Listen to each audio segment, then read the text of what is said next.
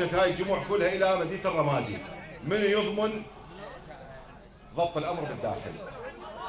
لا اسالكم بالله، خلينا نكون منطقيين، اعطونا فرصه هسه ننزل من هنا، راح نروح لهم احنا.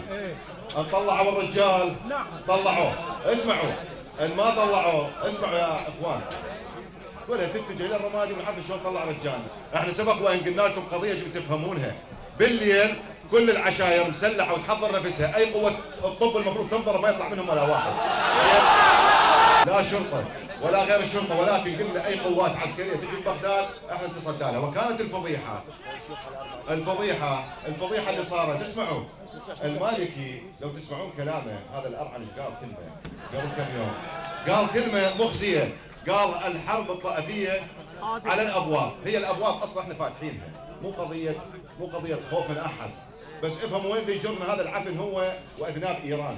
يريدون الانبار تقتتل بيناتها. انتبهتوا على الصحوه الجديده اللي سواها، جاب لك كم خزي ملعون من ارذال الانبار، مع احترامي مزبله الانبار، وخلاهم الان بنصكم.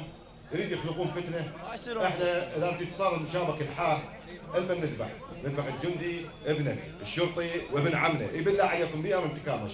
ولكن احنا نريد نسقط القيادات الموجوده الان، الكلاب الموجوده اللي وقتها قلت لهم يزعلون، يقولون علي الحاتم يقول علينا جراوه المالكي، والله انتم العن من جراوه المالكي. ولكن هدوء، راح نطلع احنا ورجال الدين ونشوف العشاير، هذا الرجل اصبح حصتنا، بس لا تخلوها تنعاد نوبه الاخرى. وكلام اخير قبل ما انزل يا شباب، نسمعوا زين، اسمعوا، الليل حصتنا والنهار حصتهم. بالليل المفروض كلها تحشد مثل ما مسوين احنا، كلها مسلحه تحافظ عن شرفها وعن كرامتها وعن عرضها، وبالنهار يجي ما حد يمنعه، بس بالكم واياكم بالليل كلها تحشد.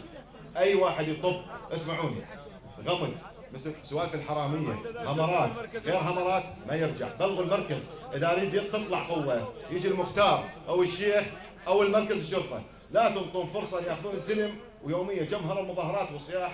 هذا الامر اصبح ما يطاق.